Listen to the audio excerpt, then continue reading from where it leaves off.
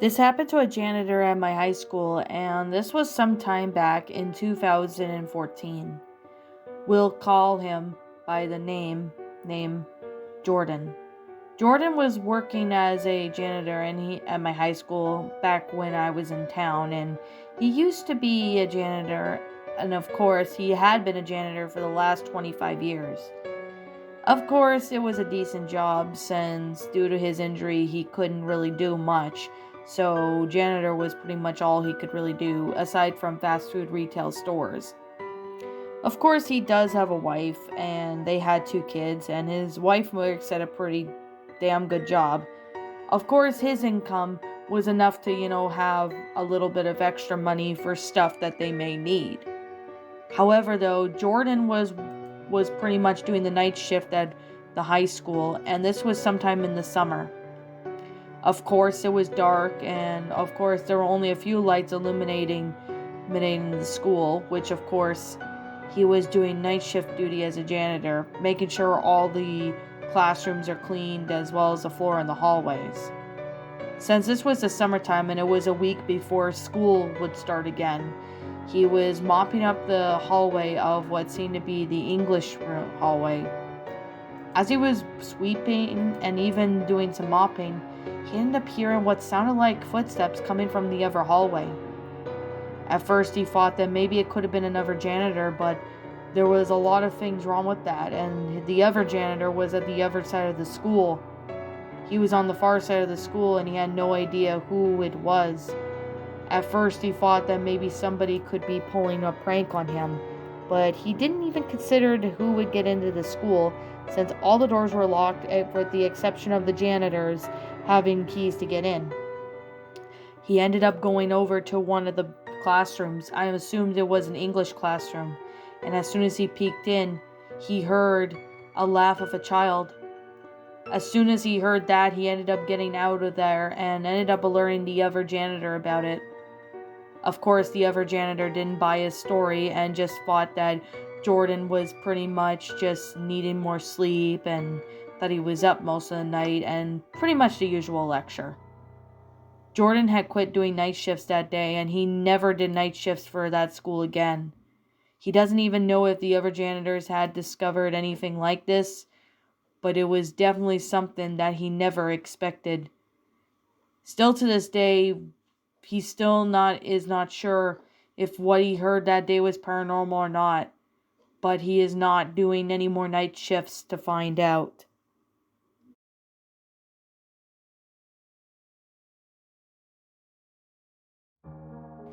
Now, this took place in the winter of maybe 10 years ago. This actually happened to a friend of my dad's, which we'll call her by the name Rachel. Rachel was in her mid 20s, and at the time, she was a friend of her parent. She was my dad's friend who happened to be one of his clients, and of course, she had issues with her car in the past, but of course, she managed just to pull by with my dad giving her some reasonable prices and stuff. However, Rachel worked at a gas station at night at the time of the story, and it was around, I think, February or January. It was around the time when she was working at the gas station, which she needed to have some prices for places to go to and stuff, which of course she was struggling financially. The gas station was one of the areas that she could hope to have a good job opportunity, although she dreaded the night shifts, but her boss gave her a week schedule of night shifts, so she had to put up with that. However, one of the nights when she was working there was the winter. She was going to take out the trash, which of course the other worker advised her to do that in the dumpster and that he would watch the counter. As Rachel took the garbage, she was going towards the back of the store. But as she got back to the store, though, however, she ended up hearing something. It sounded like something was fallen from one of the garbage cans, but inside, she ended up looking, but couldn't really see anybody. However, she noticed a foul odor coming from one of the bags. She thought at first that it might have been some garbage that had been rotten there for a while, but however, it hit her like a bullet that there was a smell of a body. There was a little bit of bloodstain near where the dumpster had been. Rachel put the trash away quickly and she went back inside the store and told her coworker about it.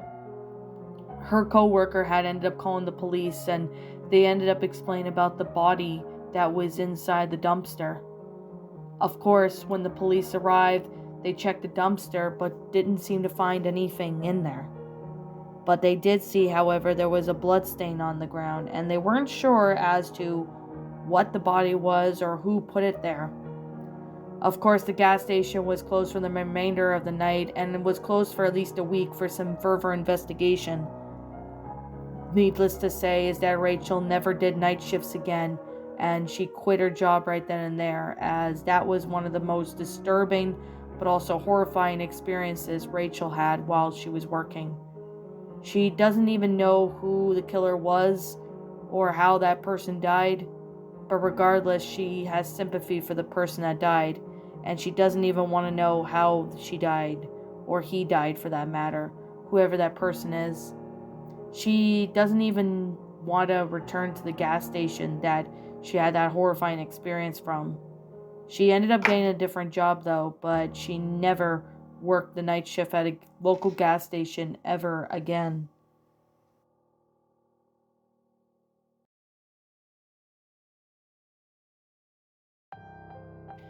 During the night, someone who one of my teachers was acquainted with was a 911 operator back in 2017. Now, I will disclose this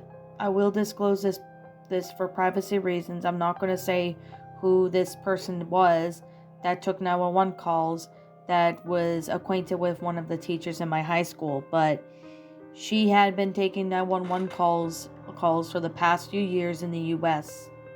One of these calls, however, took place in 2017 when Hurricane Irma hit Florida. Now, she ended up getting a call, what happened to be a man saying that there was water everywhere and that he was trapped in his own bedroom. The door was heavily shut and he couldn't get out, and water was getting all over the place. Of course, the 911 operator told him to stay on the line and to tell him that help was on his way and that he should remain calm.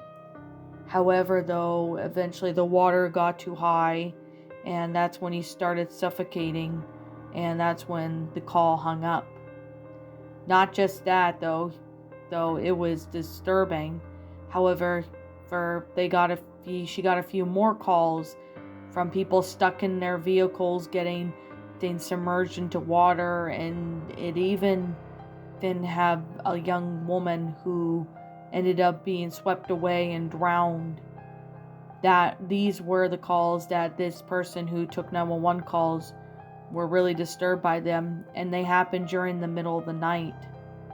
It honestly comes to show you that 911 operators, as well as police forces, helicopters, etc., and even ambulances and EMTs and stuff, are always trying to their best to help people in need of rescuing. Of course, the person who did 911 calls ended up quitting after that night and never did 911 calls ever again. They are pretty upsetting knowing that every time 911 operators hearing some distressed phone calls, they all know most of them ended up being the most upsetting. However, ones with kids are even worse.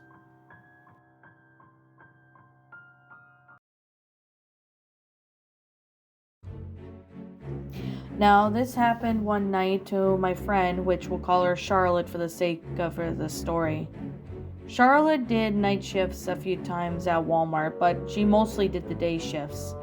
One of the nights she was doing the night shifts, however, was because a co-worker had called in saying that he was sick, so she ended up having to stay for the extra shift. At least it was more money being paid, though. However, though, It was around the time when Charlotte was cleaning up the aisles and they were already closing up for the day, paying the last bit of customers before they would close for the end of the day. However, though, Charlotte ended up realizing that she had to go to the storage area, which was located at the back of Walmart. She headed down there to put the cleaning supplies away, only to see a figure. It seemed to be standing maybe a few feet away from her, and it looked like a really massive figure. She obviously couldn't tell if it was a person or not, but she did remember there was a cutout of a Mario character at one point, so she thought that maybe that was the case.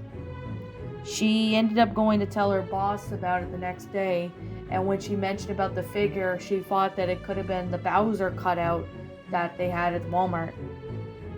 But the boss, however, ended up having a look of confusion. "We got rid of that Bowser cutout like weeks ago. Why do you think we still have it?" he asked.